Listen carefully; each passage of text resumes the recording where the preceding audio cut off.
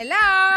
Aujourd'hui, je teste 12 pâtes à tartiner. Calories, sucre, prix, on va tout vérifier pour te trouver le vainqueur. Et je vais aussi te donner ma recette perso, ma pâte à tartiner ultime. Donc un programme bien précis et chargé pour cette vidéo puisque j'ai eu beaucoup de demandes et de questions sur les bons choix à faire et surtout les pièges à éviter. Et il faut avouer qu'on entend beaucoup de choses sur la pâte à tartiner et quand tu vois la taille des rayons bien remplis dans les supermarchés, il y a de quoi se poser des questions. Mais est-ce qu'elles sont toutes si mauvaises que ça? Je peux déjà te dire que non, elles ne sont pas toutes mauvaises et on va regarder ensemble comment trouver les bonnes pâtes à tartiner. On va chercher les meilleurs ingrédients pour ta santé et puis on va aussi s'intéresser à ta ligne. On va aussi voir qu'il y a parfois de bonnes surprises parce que de ce côté-là, les pâtes à tartiner ne sont souvent pas top. Mais je ne t'en dis pas plus pour le moment et d'ailleurs tu risques d'être bien surpris par le résultat de notre petite enquête du jour parce que le meilleur choix, eh bien c'est pas celui auquel on pense en premier, mais alors pas du tout.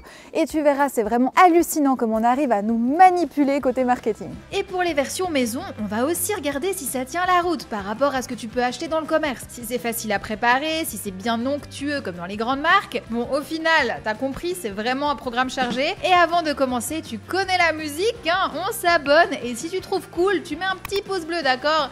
Allez, c'est parti.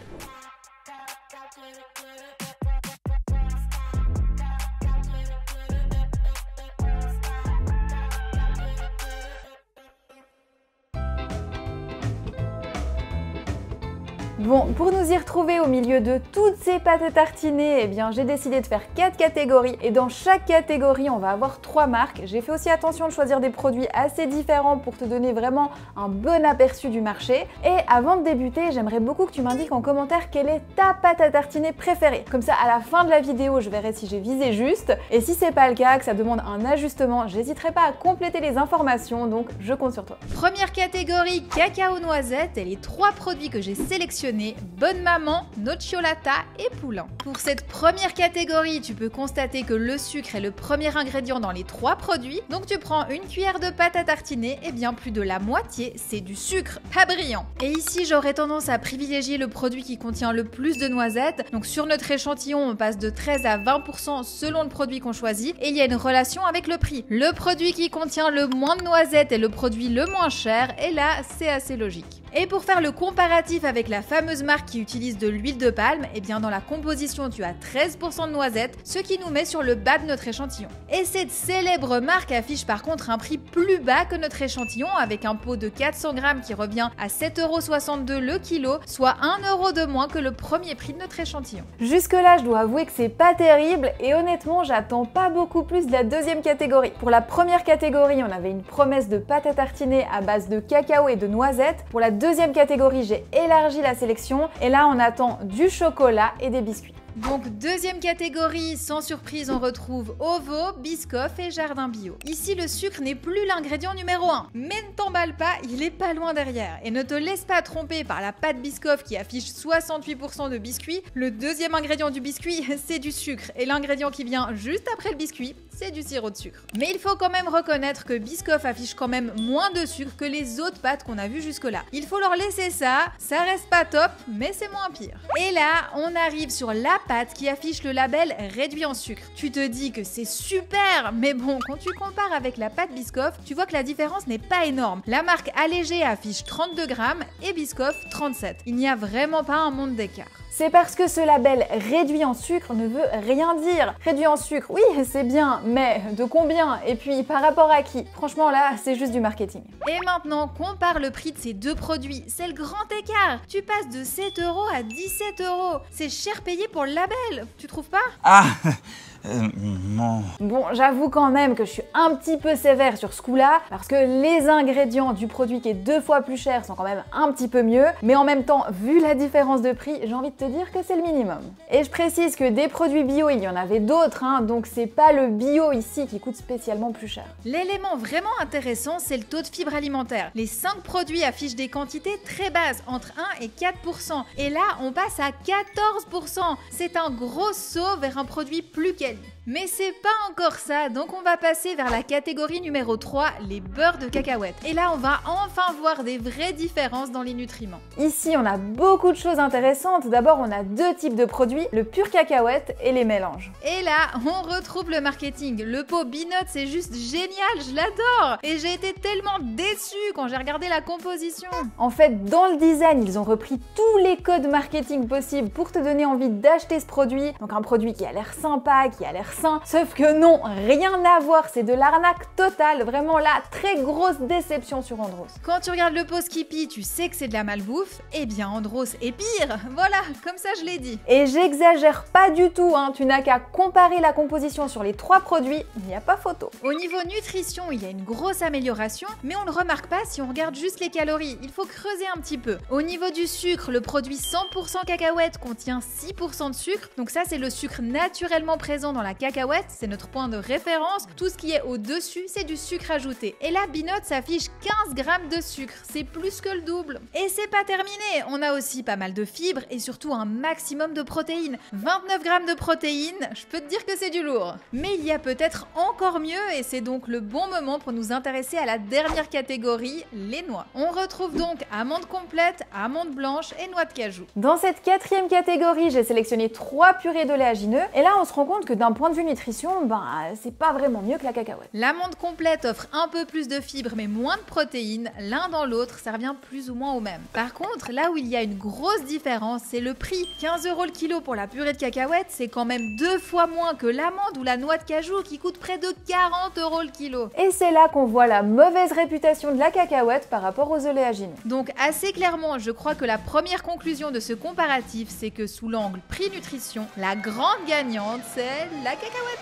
Maintenant, dans ce comparatif, il y a un élément qui nous influence beaucoup, mais qu'on remarque pas trop, c'est le marketing. Et là, je peux te dire que les marques, elles s'y donnent à cœur joie, elles font vraiment tout ce qu'elles peuvent pour nous pousser à acheter leurs produits. Alors, tu peux appeler ça de l'influence ou de la manipulation, c'est toi qui vois. Mais pour aujourd'hui, moi, j'ai choisi 3 exemples pour qu'on puisse creuser ce point ensemble. Après, il en existe d'autres, bien entendu. Le premier, Nocciolata, label sans huile de palme. Il y a beaucoup de produits sur le marché qui utilisent ce label sans huile de palme. Alors là, c'est vraiment jouer sur la mauvaise presse de l'huile de palme pour essayer de vendre plus. Moi, je trouve que d'un point de vue déontologique, c'est un peu limite. Ce qu'il faut voir, c'est ce que l'on ajoute à la place de l'huile de palme. Alors en général, c'est de l'huile de tournesol ou de colza et le gros impact est au niveau environnemental. Mais au niveau calorique, c'est pareil que l'huile de palme et au niveau nutrition, c'est un peu mieux que l'huile de palme, mais il n'y a non plus pas un monde d'écart. Et sur ces emballages, je trouve qu'on utilise le label sans huile de palme comme un argument nutrition, alors que l'argument est plutôt environnemental. Donc ici, je te recommande plutôt de chercher un label bio qui te donne une vraie indication sur la qualité des ingrédients utilisés, tant du point de vue santé que du point de vue environnement. Et ce n'est pas terminé. En deuxième exemple, parlons des belles promesses marketing que j'adore, comme celles qu'on retrouve sur la pâte à tartiner au veau. 33% de l'apport recommandé en vitamine C, 32% de l'apport en B12 ou encore 33% de l'apport en calcium. C'est génial, c'est extraordinaire. Oui, sauf que tu n'en manges pas 100 grammes. Sur ta tartine, tu en mets quoi, 10 grammes? Donc c'est pas 33% de ton apport, mais plutôt 3,3. Combien? Ouais, c'est moins vendeur tout à coup, hein. Donc vraiment, ne te laisse pas avoir par ces arguments. Et pour terminer, je reviens sur un autre label, quelque chose de plus sournois, avec le fameux label réduit en sucre. On peut se laisser avoir, mais dans la réalité, ça veut pas dire grand chose. Ce qui nous intéresse, c'est de savoir de combien on réduit et par rapport à qui. Et tant que t'as pas ces infos, eh bien c'est complètement inutile. Donc là, il faut vraiment comparer par toi-même pour être sûr. Ne te laisse pas avoir par ces faux arguments. Comme promis, on va maintenant réaliser ensemble une recette de pâte à tartiner et pas n'importe laquelle. Selon moi, c'est la recette ultime, rien que ça. Donc dans un mixeur, je verse des noisettes et des noix que j'ai grillées à la poêle. Je mixe jusqu'à obtenir une consistance de pâte et là je viens verser du chocolat noir fondu. Je mixe une dernière fois et je n'ai plus qu'à remplir mes pots avant de venir préparer de belles tartines sur lesquelles aujourd'hui j'ai eu envie de disposer quelques morceaux de coco séché. Bon, là c'est la partie récompense de la vidéo, hein. On va pouvoir déguster après avoir vu toutes ces variétés de pâte à tartiner qui donnent envie, faut le dire. Pour cette recette, tu la retrouves dans mon e-book gratuit 3 jours sans sucre, c'est disponible sur mon site. Et maintenant, on va déguster. C'est vraiment bon, incroyable. Cette recette, elle me bluffe depuis, je crois, 2 ans. En fait, ce qui est vraiment top dans cette recette, c'est que t'as pas de sucre, t'as aucune graisse ajoutée. Alors bien sûr, les oléagineux vont apporter la graisse, mais c'est hallucinant, il y a très peu d'ingrédients, c'est facile à réaliser, ça se conserve super bien. Tu obtiens quand même 2 gros pots comme ça, donc t'as de quoi faire. Franchement, je reste bluffée, t'as ce goût, c'est onctueux, c'est bon. Je pense qu'une fois que t'as goûté ça, Nutella et compagnie, c'est bon, hein, c'est fini. Et là, d'avoir ajouté des petits copeaux de coco dessus, ça ajoute encore un petit truc en plus. T'aurais pu aussi mettre de la banane avec un petit peu de cannelle, enfin il y a 1000 options bien entendu. Quand tu les conserves, pense à la sortir du frigo avant de la consommer, sinon elle va durcir et t'arriveras pas facilement à la tartiner. Donc ça c'est un point important. Ou alors tu trempes ton bocal dans l'eau chaude. Et l'autre point, c'est que je t'ai dit qu'il n'y a aucun sucre ajouté, donc on met pas de sucre dans la recette, mais il faut quand même dire que dans le chocolat noir qu'on met dedans, eh bien il y a un petit peu de sucre ajouté, mais c'est du chocolat noir qui a le moins de sucre ajouté possible. Donc voilà, faut quand même le dire, comme ça on est au clair. Je veux pas d'histoire en commentaire. Au final, beaucoup de marketing qui essaie de nous influencer et de jouer sur nos peurs de faire de mauvais choix. Alors moi, ce que j'ai trouvé intéressant aujourd'hui, c'est de voir que finalement la cacahuète reste la pâte à tartiner la plus intéressante. Après, il faut encore choisir la bonne, celle qui contient que de la cacahuète. Parce que c'est ça le problème de toutes ces pâtes à tartiner, c'est la quantité de sucre ajouté et d'huile végétale. Une solution pour éviter tout ce marketing et ces produits transformés, c'est de réaliser une petite recette soi-même. C'est pas compliqué et le résultat est assez bluffant, donc vraiment à tester. Et plus globalement, ces pâtes à tartiner sont des produits très riches, donc on va surtout éviter de trop en manger. Et à partir de là, tu peux en profiter sans mauvaise conscience. Et tu as bien raison parce que c'est délicieux, il faut l'avouer. On en revient à cette question d'équilibre alimentaire. Si tu manges de manière équilibrée, tu peux tout à fait inclure des tartines de pâte à tartiner dans ton alimentation. Et c'est justement ce que je fais dans mes programmes. Bien manger, c'est aussi apprendre à se faire plaisir et à intégrer cette notion de plaisir dans tes habitudes alimentaires. Trouver cet équilibre, c'est la clé du bien manger. Et si tu veux en savoir plus, je t'invite à faire un tour sur mon site. Tu trouveras toutes les infos sur mes différents programmes. Je te mets le lien à l'écran. En tout cas, j'espère que tu as apprécié ce comparatif et si c'est le cas, je compte sur toi pour mettre un petit pouce bleu. N'oublie pas de t'abonner si c'est pas encore fait et je te rappelle que ça te permet de rester informé dès qu'une nouvelle vidéo est disponible. Sur ce, moi je te retrouve dès maintenant sur tous mes autres réseaux, notamment sur Instagram où je suis très active au quotidien, mais aussi dans le groupe Facebook Ma Vie de Cricket, c'est là qu'on échange avec toute la communauté, donc n'hésite pas à venir partager avec nous. Et sur ce, je te dis à tout bientôt dans une prochaine vidéo. Allez, ciao!